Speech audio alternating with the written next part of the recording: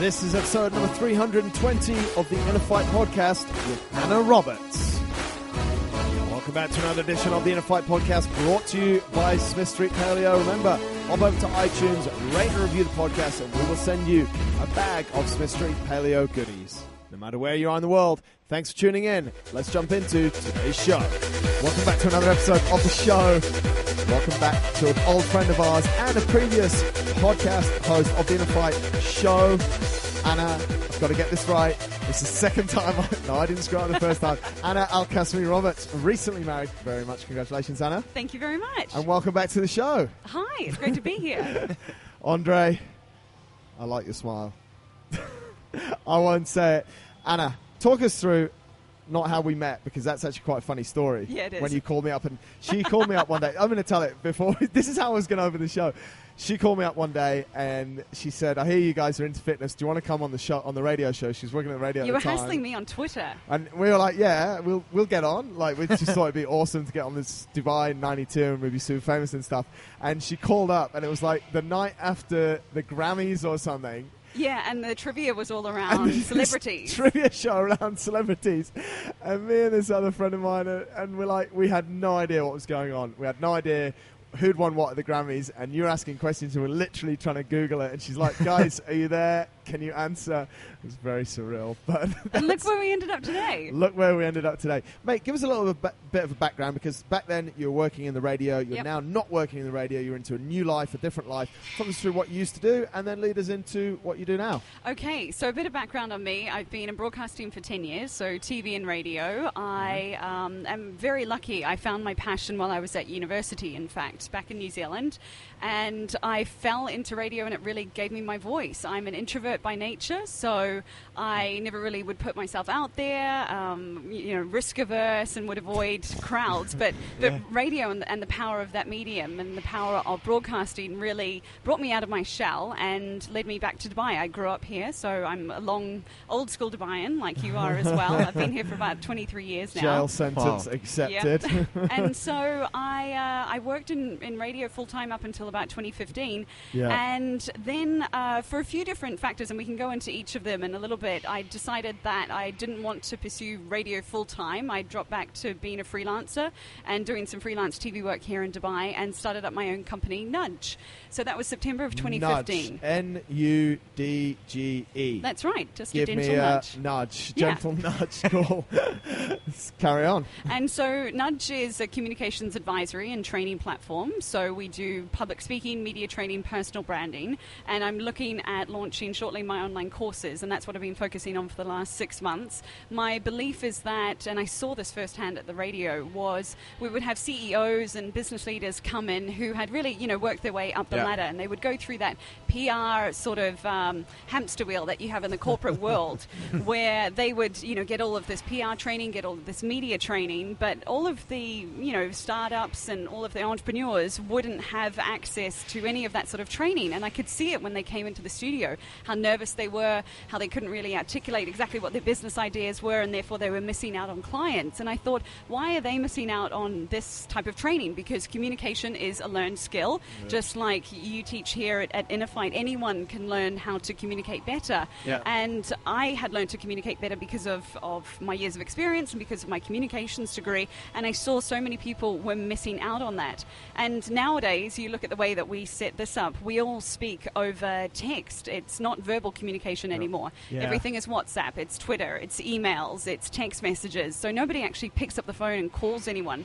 Nobody, apart from probably, you guys, you listen to your own voices, you don't understand exactly how you sound, how you enunciate, how you put emphasis on certain words or tone that you're trying to convey. Yeah. And so I wanted to be able to let other people into the knowledge that I had. So Nudge stands for authenticity, empowerment, and a platform of shared knowledge. Because when you know better, you can do better. Wow. Mate, I'm a little bit nervous that I might stutter and not come. That's totally fine. Where do you sign up? Then I'll be like this, and like if people are watching the video version, I'm not expressing myself in the right way. But I think, let's jump back into it, mate. One of the things that you said, which I guess is a lot of fuel for what you're doing, is that you saw people come into the studio and they were, you worked at Dubai 92, one of the oldest, one of the biggest radio stations here. Yeah. Some really should we call it high-profile people that had really no clue, once we put this microphone in front of them, how to express themselves. Absolutely. People freeze when you put a video camera on them or when you put a microphone in front of them. Yeah. And that's totally fine because it's not a normal scenario that people are in on a day-to-day basis. Is it or isn't it? Yeah.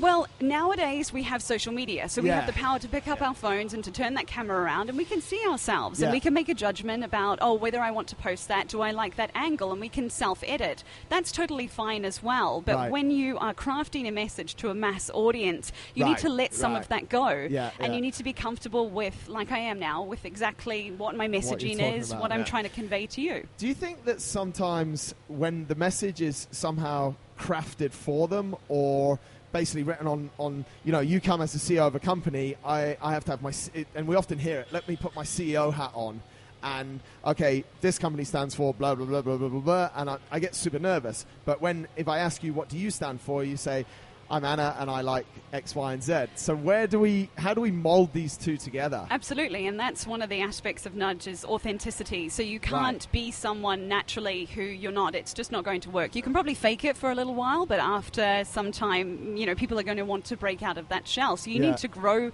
into these, facets of your life. For you are Marcus Smith, you are host of the InnerFight podcast. You are also a business owner. You are also an athlete. All of these different aspects of you can come out, but they come out to different audiences. And the first thing I always tell my clients is know your audience. So the audience that I'm speaking to here on the InnerFight podcast will be very different if I was on a Bloomberg podcast, for example. Absolutely, and very different as well to a panel discussion that I was on for mums returning back to work just last week. That was completely different. So it's understanding your audience, understanding what they want from you, and how you can offer them some sort of value to really connect. And you connect with emotions, you connect with stories, and you connect with being your authentic self. So far, all of that makes a load of sense. And it's super simple. It's super straight. Yeah, absolutely. But so where is the disconnect? Like, why is the disconnect? I don't think that people think of themselves in sort of the third person, so to speak. So I don't think that people can anticipate or have the ability, at the minute at least, without my training, if I can be so brash to say. You can be as brash as you want. Without thinking about themselves in the third person. So then maybe, this podcast, for example, is very different to, that mums panel that I was on a few weeks ago about my story about being an entrepreneur. I knew that those mothers were all very risk-averse. They were very nervous about, quitting full-time work, and sharing my story maybe didn't convince all of them, but showed them a different side to, somebody who had just started up a business 2 years ago. Yeah. And so I think that you need to really understand who your audience is, what they want from you, and being able to craft that message, like I just said, exactly to what they want. And it's not necessarily about what you want to say, and I could sit here and I could say, all of these other different aspects, but they wouldn't be relevant to what this podcast is. So you have to, again, self-edit. You have to be critical about what exactly do I want people to remember about me in this specific scenario. Yeah. And how do you bring that to the people? You said earlier something about telling a story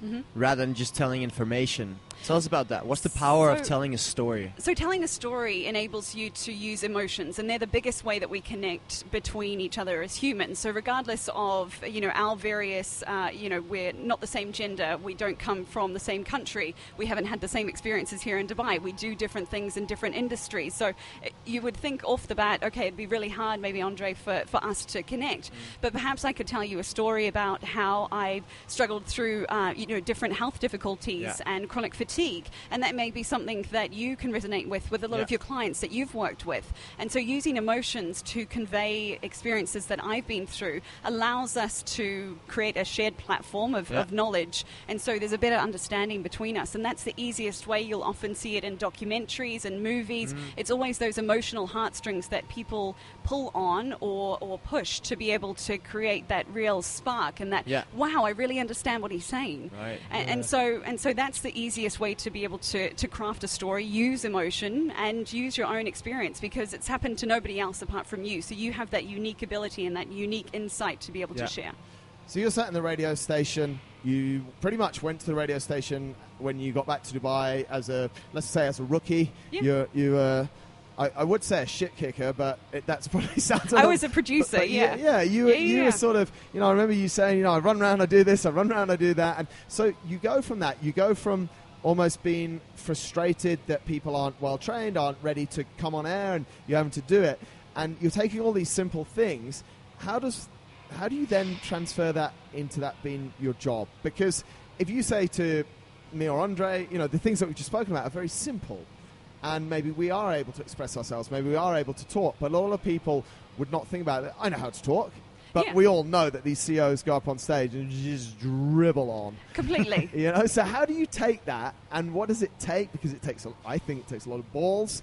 And how do you become the nudge effect? How did that transition happen? I will correct you. It takes a lot of ovaries, I'll say, on my part. Ovaries as well. Yeah. Balls, ladies' balls. Either or. But that is, a very interesting aspect. I didn't see myself as taking a big risk because I was pursuing my passion in the first place. Yeah. I had... very simply, I had come to the end of my sort of career that I had seen within the company that I was working with. I had sort of plateaued and coasted, and I could either move to a new market and establish myself there and be able to work my way up the corporate ladder and the media ladder, which meant starting as a shit kicker, as you said, starting from the bottom and working my way up. Yeah. And by that stage, I'm not going to lie, I was completely exhausted. From the age of 17, and I'm 29 now, I've been diagnosed with endometriosis, polycystic ovaries, chronic fatigue, a thyroid condition, and insulin resistance. And a majority... Decent list. Yeah, majority of those were brought on by stress and brought on by the hours that I was working. I was up at 3 every single morning. Yes, working a job that I loved and that I may have been very good at, and that I managed to climb the corporate ladder, at the age of 26 to co-host a breakfast show. Yeah. But I was completely miserable, completely exhausted, and my body just said no. I couldn't physically do it anymore. Right. And that obviously was a huge incentive for me to go out on my own. And, for sure. When you have your health and your life on one hand deteriorating, or you have a completely new path where you can pick your hours of work, you can pick what clients you work with. Yeah. I'm not afraid of hard work, so I knew that wouldn't be a difficulty or an obstacle for me. And I thought, well, I can either continue to climb up the corporate ladder and contribute to somebody else's dream, or I can go out and make my own dream come through. Wait, hang on. You're making this sound really easy. I know you've got passion. Yeah. I know you've got determination. We know you can work hard. But you've gone from the comfort of this radio station, of the guests just coming in, you producing the show. They don't just come in. You get them and, you produce the show. Yeah, it was a relatively finely tuned machine. It worked. Yeah. It worked. To going, no, I'm going to take this aspect of it, which is in radio and communications and everything. What we're talking about here is actually, it's a big aspect, but it's one of the moving parts. Sure. And you're going to focus your life on it. Mm-hmm. And how old were you when you stopped? Like 27? Yeah, so I was sort of, 27, 26. You're still relatively young. Yeah. You're going to make it your job, and you're going to go out in the world and expect people to pay you for it. Yeah, completely. So how does that work?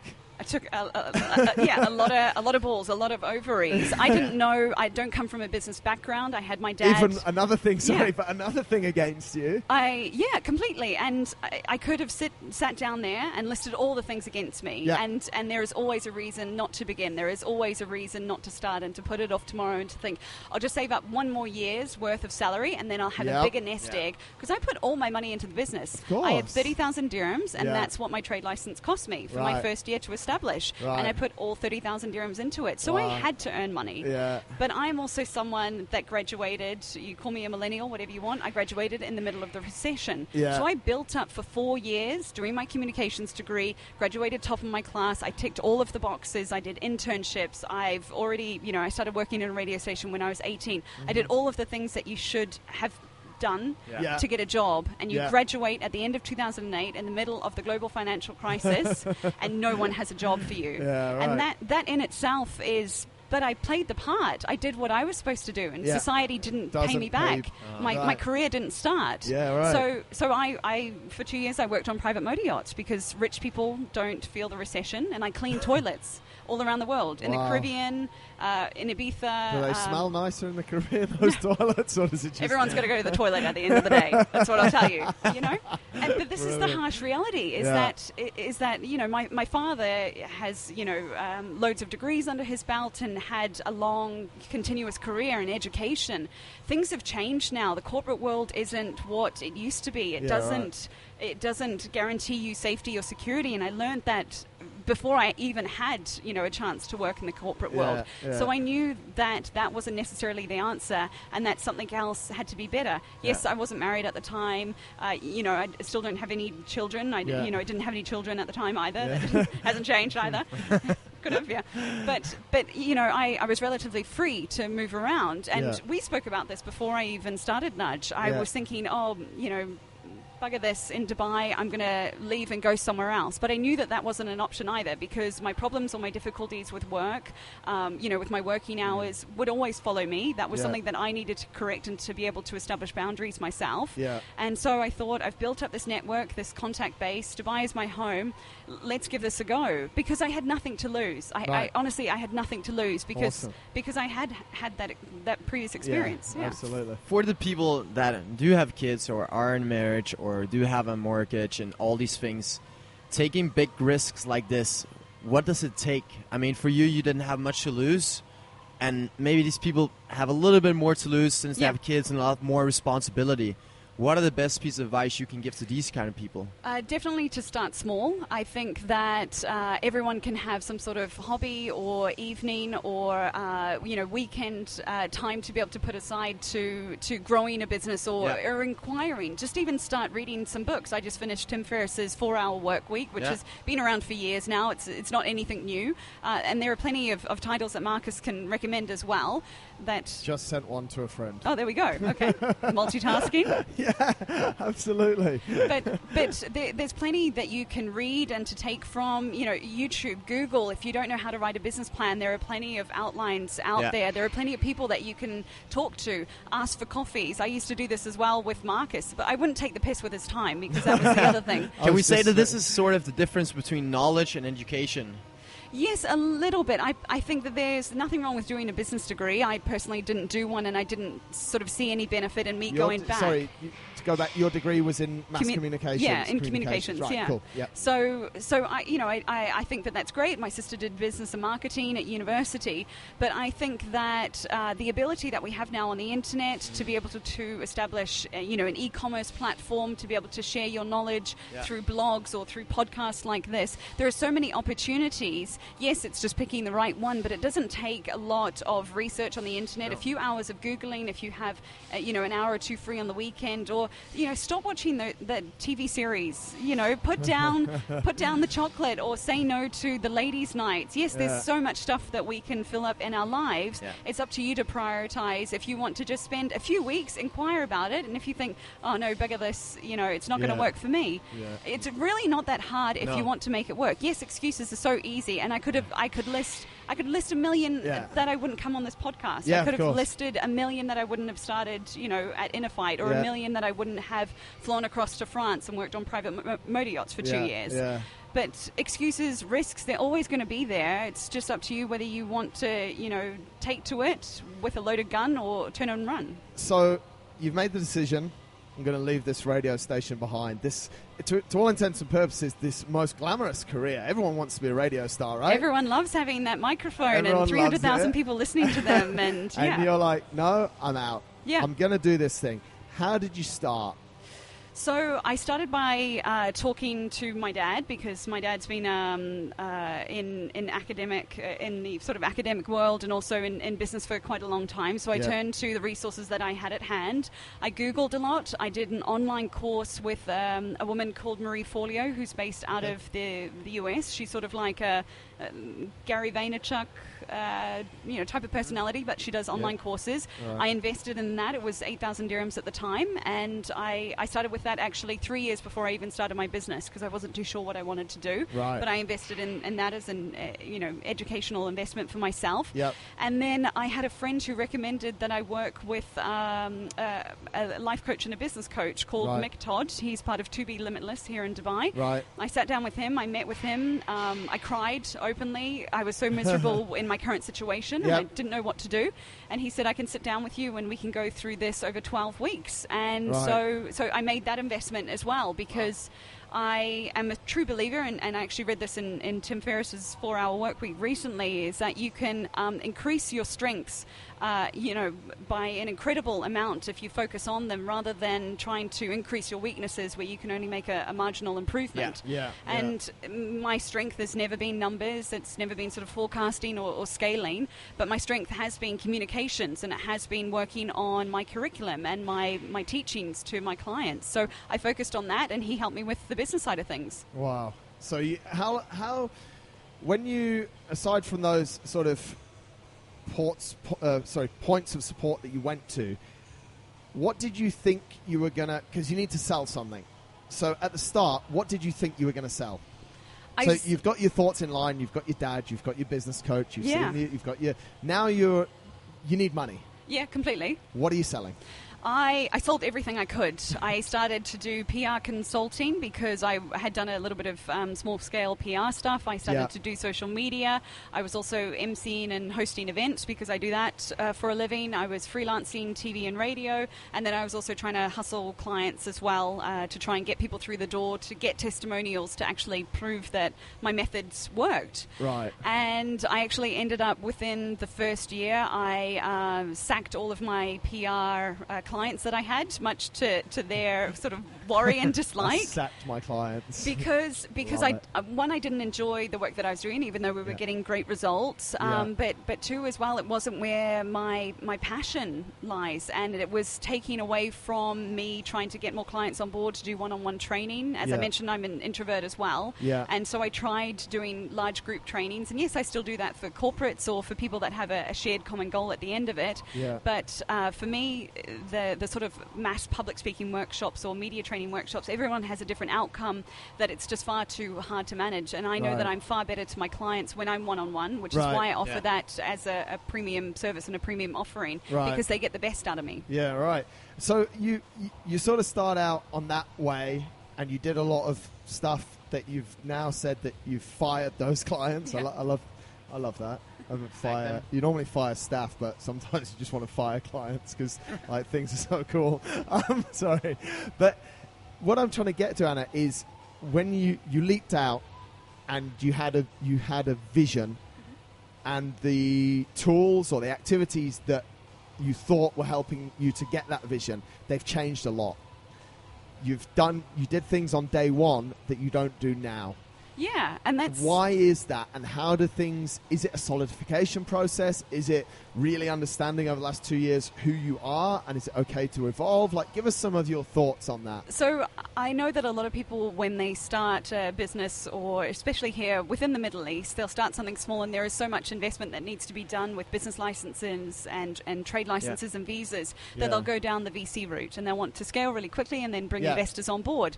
For me, that's never been something that I wanted to do. I've always wanted complete control of the business. I've always wanted to understand every single aspect and learn from it. As I said, I don't come from a business background, so where I don't have strengths in tech and in accounting, I bring people on board for that in a freelance and consultation capacity. And then for everything else, I focus on. And yes, I may not have a business that's listed on the stock exchange. I may not have one that's turning over millions and millions a year, but I am profitable as a business, and that's a tick from me. I'm enjoying. I have a great, life balance. You've worked with the BBC.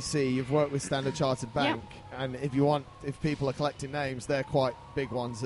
I've flown to Egypt and done training on my own for 3 days with huge pharmaceutical clients. I'm in talks now with a lot of accelerators to do some government work here in Dubai.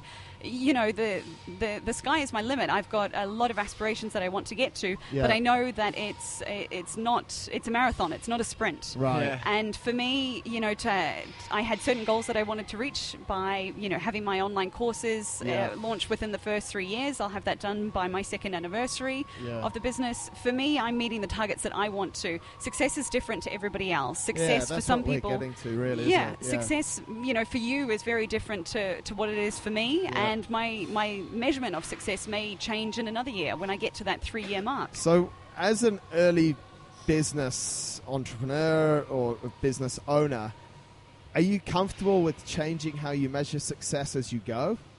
I think it's been a very humbling process. Yeah, right. It must be incredibly, because you're driven. Yeah, I am driven, and there's a part of me that, would get really frustrated. My online courses should have been launched by December of last year. And, I had social media posts where I would put up and say, launching soon. And they are, yes, launching soon. But I had my first tech team that failed me. Soon. Yeah, that failed me completely. I had my second tech team that then ran away with my money and my deposit and showed me nothing. And now I'm on to my third team, who are amazing and doing incredible work, and I can't wait to launch it into the world. We're literally weeks away from having that finished. I have seen the actual work, so there is proof there. Yeah. But yeah, absolutely. Am I disappointed in that? Yes. Could I change it? No. Is there a delay? Yes. But this is all part of the process, and it's been very humbling. So what do you do in those situations? Because we can clearly see that the vision hasn't changed. We spoke about it, the guys coming into the radio, and I was able to relate to that very well. I don't know if anyone else can, but I picked that up really well. People not being able to speak. Your vision to get people to, enhance the way that they communicate and then their careers and all that is the same. But things keep happening. How do you deal with that? Like, you build a business around online courses, which I can't wait to speak about in a second, but it's 6 months late. So suddenly the revenue is not coming from that. So where does that revenue come from that time? How do you deal with these sort of ups and downs and having to use different tools to essentially stay alive? Yeah, completely. In the business world, which is harsh and ruthless. No one cares. And no one cares about you. No one, you can sit there and talk about your dream and vision, and I have the platform here, thanks to the InnerFight podcast to do it. But a lot of people don't care. Yeah. And, when things like that, when I first found out that the second, tech team had run away with 7,000, I cried. I cried my eyes out. It was devastating to me. It was 7,000 dirhams of my hard-earned money, of the deposit that I had put down. 7,000 dirhams. That's a lot of money to me, when I'm not making millions at the end of the year. And I cried completely, and I gave myself a day to be angry, a day to draft the emails that I wanted to write. And then I had a good sleep, and I picked myself up in the morning. And I'm also very lucky now. I have a husband who offers me, emotional support, but he also only offers it so far, because he, understands that I need to pick myself up to in order to run the business. The business is fully mine. My husband is half Emirati, so a lot of people assume that it's co-owned or sponsored by him. It's completely mine 100%, and he is super proud and supportive of everything. But I started this business when I was a single independent woman, and I need to sometimes go back to that and go back to what my original hopes and dreams were, and remind myself of that, get grounded, get humble, and then pick myself and move on, because I have to be my own cheerleader at the end of the day. Yes, I have my parents' support. Yes, I've got people like you that I could call up, but you can't help me with my business. It's only me that can do it. You've got to do, right? Yeah, and that's a reason why I make sure that I have great foundations in place. I get good sleep at night. I eat, pretty good food. Let's talk a little bit about that. I want to go into sort of the launch of your online stuff and really what it's all about. But before we do, you said before that you obviously had some health issues, which hopefully now you're pretty much cured of. Yeah.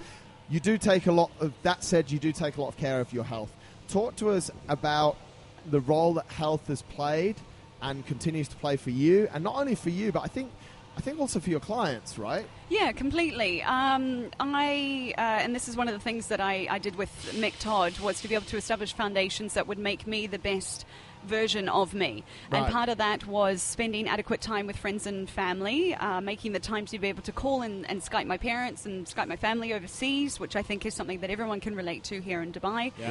To be able to have time to work out, time to prepare nourished food, and also time to be able to mentally sort of stretch myself. I love reading and I love researching, so I make sure that I have time allocated to be able to do that. And finally, I make sure I get really good sleep, because at the end of the day, my clients benefit out of me being the best version of me. That is doing one-on-one sessions, and that is making sure that I'm taking care of myself so I can give my best to my clients. And that as well helps me deal with the ups and downs. If I take care of myself first, just like they say on planes, you can take care of others.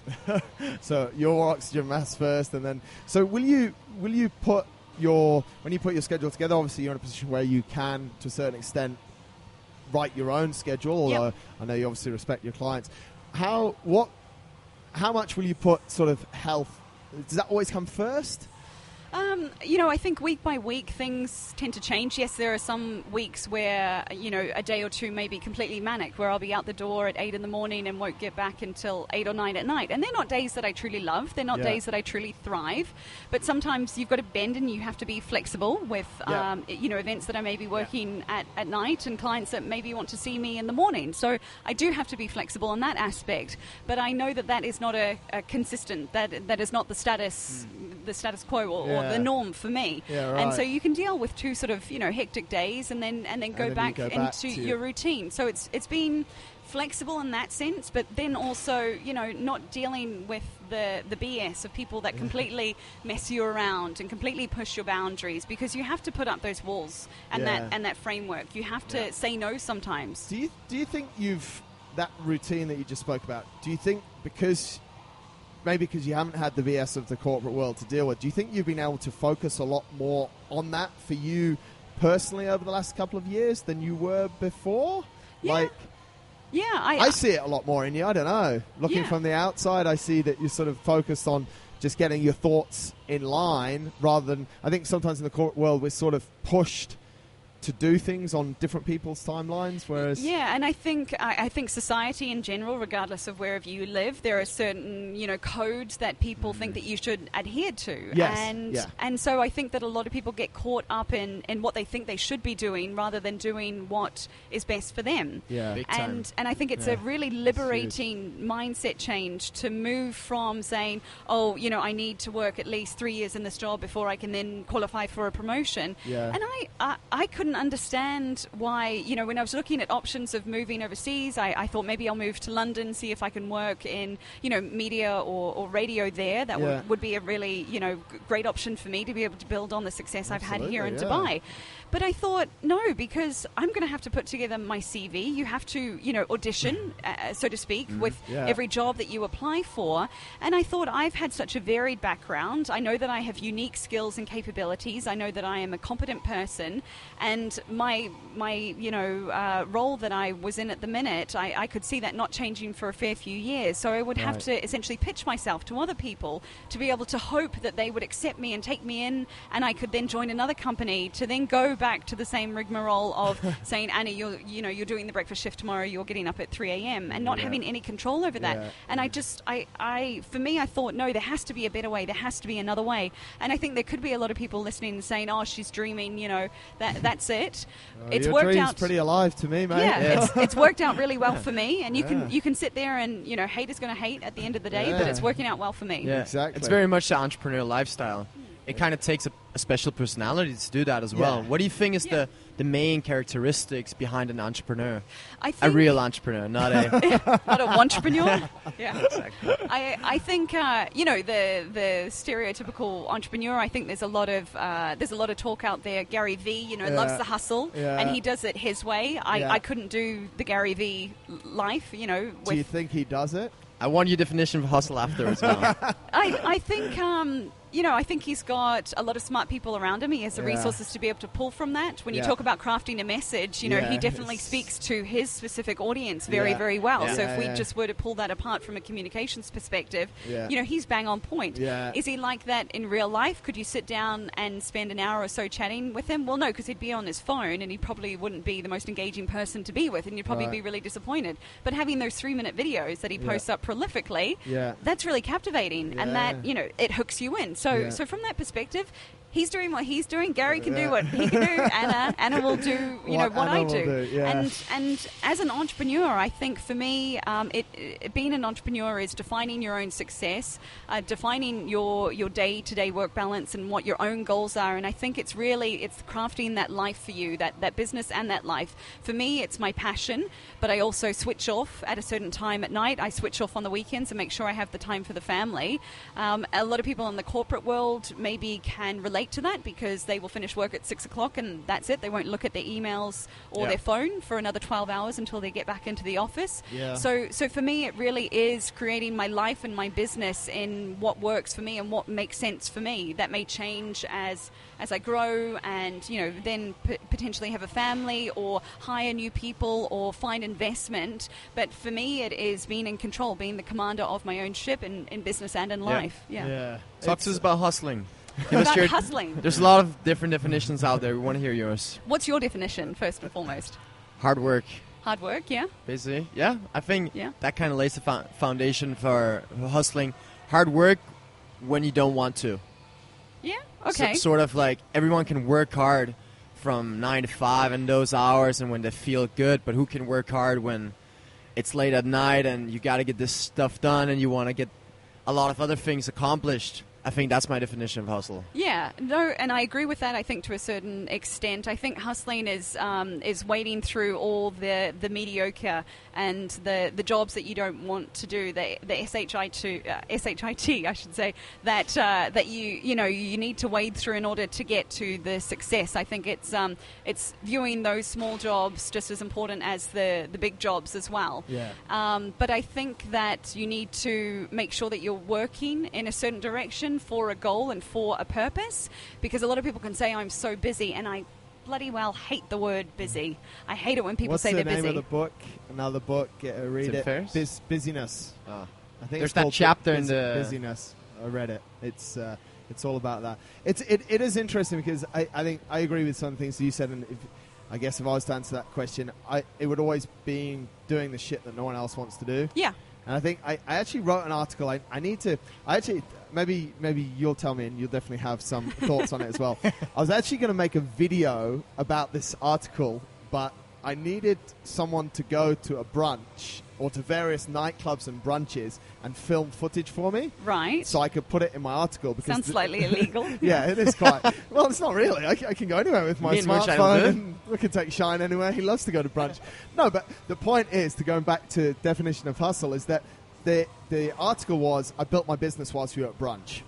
Yeah. So I actually genuinely did. I used to, I'd be invited out to, you've been through it as well, Anna.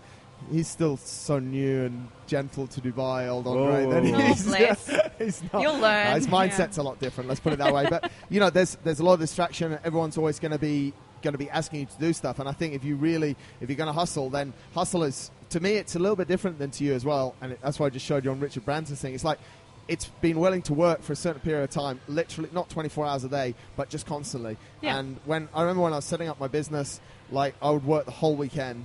Holly would be away, I'd work the whole weekend. Yeah. I'd sit there from 7 o'clock in the morning, I'd still be on a laptop at 10 o'clock at night, and then I'd make sure I slept like 8 or 9 hours. Yeah. And of course, I'd work out a little bit in between, but I think that's where people get a little bit wrong these days. Gary Vee says something similar, like you have to eat shit for a whole year. Yeah, and it's actually longer than a year. It's way longer than a year. Yeah, it's far longer. It's maybe not for a certain year. It's understanding that this will be, for me, this is the rest of my life. That's what I was going to say, for the rest of your life. Yeah, this is what I've wanted to do. Yes, there may become a point where I can sell it and cash in, and then I'll look at something else because I'm that way inclined. I need to keep myself productive and busy. I need to have a passion to pursue. Yeah. I need to have something that's intellectually stimulating for me. That's just how I'm made up. A lot of people just want to, retire by the time they're 30 and sit on a beach. I have no idea what they do. But I want to go back, just to take over something. Yeah. With a point that you made about people going to brunches, and there are so many distractions here in Dubai. Yeah. And there are,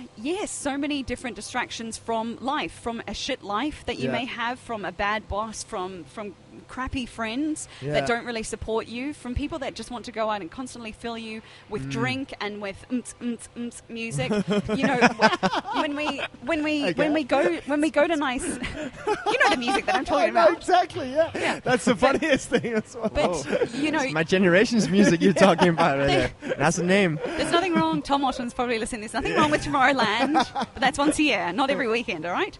So I wanted to say that. You're in hysterics now. This is brilliant. But I wanted to say that these are all distractions from real life. Yes, life is difficult. Life is messy. Life is harsh. Life is unfair at times, but it's also absolutely beautiful. It can be so rewarding. It can be, incredibly fulfilling, and it can be, so full of love and all the rainbows and unicorns that you want in the world. Yeah. So the thing is how much do you want to distract yourself from what is happening in reality? Yeah. You have to face reality at some point. For me, I I faced that at a young age when I was in my early 20s with my health scares, with, understanding that the corporate world isn't there to support me when I graduate uni and have done everything right.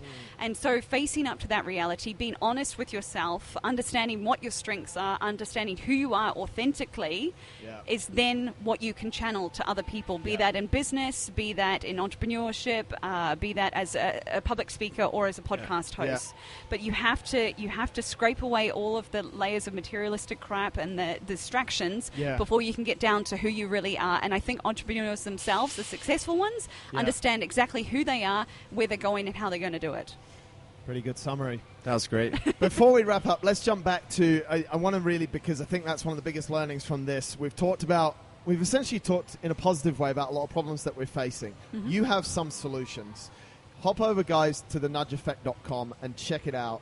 But Anna, you tell us about it. You've set up what's called, which I presume this is where the education comes through, the Nudge Academy. That's it, yeah. Talk to us about what's there, what people can expect, what's coming. I know you've got some cool stuff like there's products and pricing. I was actually just looking. I was going to click and send you an email whilst we're on here.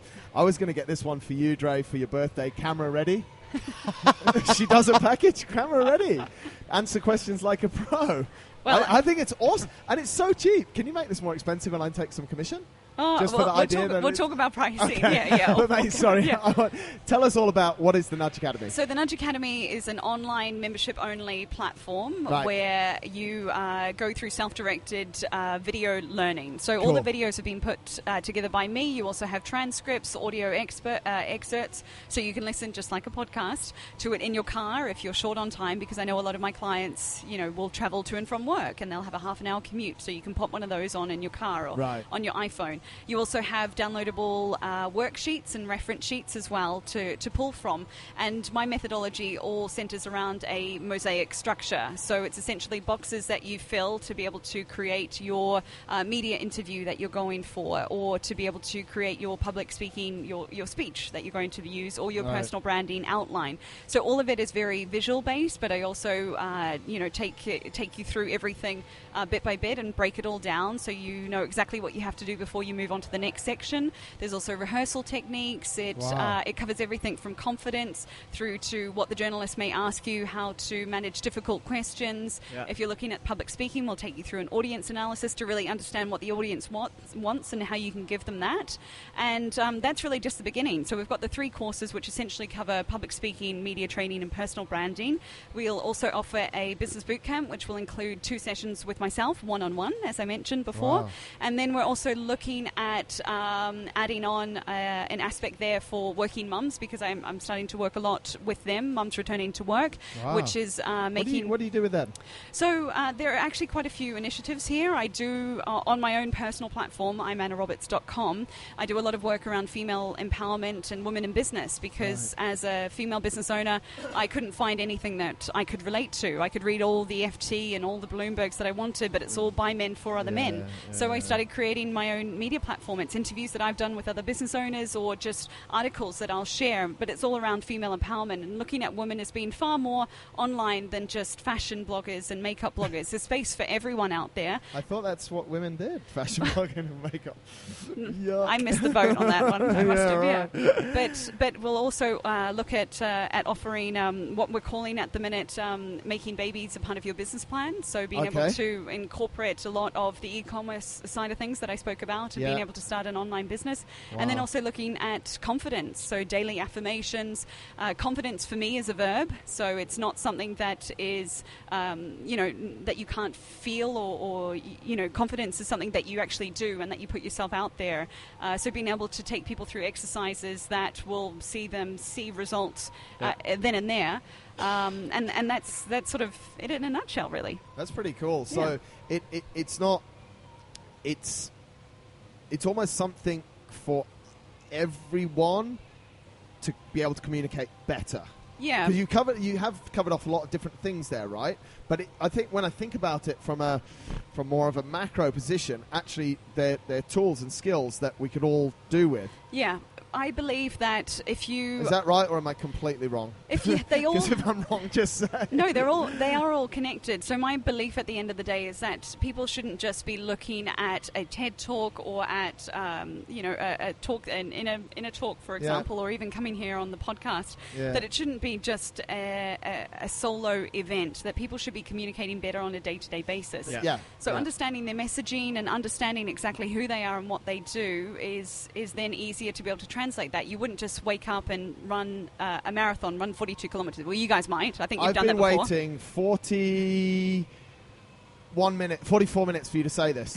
Because you said it before we started recording. I was like, she's going to say it. So my belief is that you wouldn't wake up and just run a marathon unless you're Marcus Smith, but you would taper up to it and do, a couch to 5K over 12 weeks. Yeah. And just like we approach marathon running with building it up bit by bit, having a support network around you, doing recovery sessions, changing the way in which you train and looking back at your results and self-analyzing and self-editing, the same approach should be taken when we're looking at giving a speech, so that it isn't some massive event, but we're training for it, we're preparing for it, and we're doing that on a day-to-day basis. That's a very cool way to look at it, sort of similar to sports. Yeah, there's a lot of analogies that you can take from it. Just like I said, confidence is a verb. It's being able to come into, an InnerFight class, for example. I've been doing a lot of fitness classes myself, and the first thing I do is say, "Hi, I'm Anna, what's your name?" And you think, oh, as a 29-year-old, like, oh, come on, like, she doesn't need any more friends. No, I don't need any more friends, but I know that for me, I'm the best person to tell people about my businesses, and the amount of people that have said, oh, hi, I'm, so-and-so back, or, what do you do here in Dubai? People just want an opportunity to be able to be acknowledged. This goes back to what you said. We can make another show out of this. We've got to wrap up in a few minutes, but this goes back to what you said really close to the start, is that we've lost our voice. And I know, folks, I know you're listening. I know you're still with us, and I know this doesn't have much to do with burpees or anything like we normally talk about, but I think it's really important because it's how humans behave. But you going into a room and saying, "Hi, I'm Anna," is like, who's she? Why is she so noisy? Why doesn't she just... Isn't it? It's like completely alien these days. I'm on my phone, you're interrupting me scrolling through my Facebook. Exactly. And because we've forgotten how to talk. Yeah. Incredible. We've lost our voices, Mate, we have 2 questions before we wrap it up. We could come back, we could talk about communicating through social media. I think we should definitely do another show, maybe not next week, but in a few months. Sure. Where will... I'm Anna Roberts, and we haven't even spoken really about how that brand works, but most importantly, the nudge effect. Where will you be? You've been in this 2 years. Yeah. I don't want to be all really deep and say where you're going to be in 5 years, but fast forward 2 more years. Yeah. Everything's gone super fast so far. Mm-hmm. You've evolved. You've kept your vision straight. You've used different tools to get there. It's really cool what you're doing. Where will you be in 2 years? So in 2 years' time, I want to be able to license and white label a lot of my training and methodology to be able to use in large corporations. So entities like the UN, for example, GE, some of the large telecommunications, and also even universities and polytechnics, to be able to license my training methodology that I've created for them to use specifically for their audience themselves or their clients. So that's my big goal, because I don't want to be exchanging my time for money constantly. For me, it's not a viable financial source of revenue. And so being able to look at the big corporates and to be able to reach huge amounts of people in a very specific and consolidated way is for me what I'm looking at next. Amazing. Cool. If you had one piece of advice that you've been given or learned throughout your whole life, what would that be? Probably the mantra that I have, which is "this too shall pass." So the lows, yes, are low, but they will pass. And the highs, yes, are extraordinary. Celebrate them, but they also will pass. Yeah. Wow. Awesome. That's very cool. Very unique.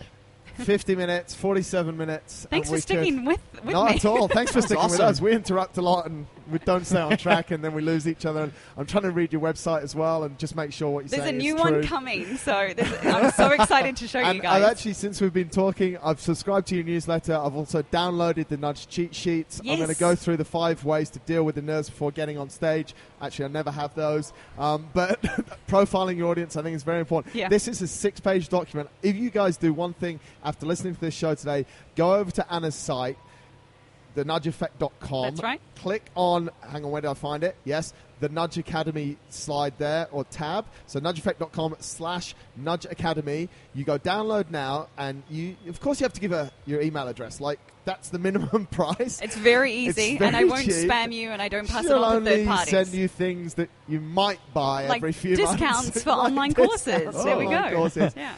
But you'll get these cheat sheets, 6 pages, and that's super awesome, mate. I think you're doing something fantastic. I think you've shared something really cool, and I definitely think in 6 months' time you will be closer to that 2-year goal. Yeah. And I think maybe not 6 months, but maybe a little bit longer, maybe even shorter. We should get it back and talk more. I actually think a subject, and a podcast subject, and listeners can tell us, a podcast subject of actually how we do communicate and all of this stuff around social media. I'd be really interested to make a show out of that. Yeah, absolutely. Yeah. And any questions, I'm more than happy to answer on Twitter, social media, at I'm Anna Roberts, or at The Nudge Effect. Awesome.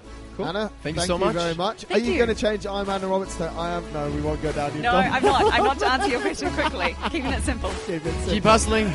Easy. Great stuff, Anna. Congratulations. Thank you very much. Thank you, guys. Cheers. Thanks a lot for tuning into this episode of the podcast, folks, and I do hope you've enjoyed it. Massive shout out to Anna for her time and her useful insights. If you want to get in touch with us, drop us an email, winning@innerfight.com. I'd love to hear from you. Until next time, take care.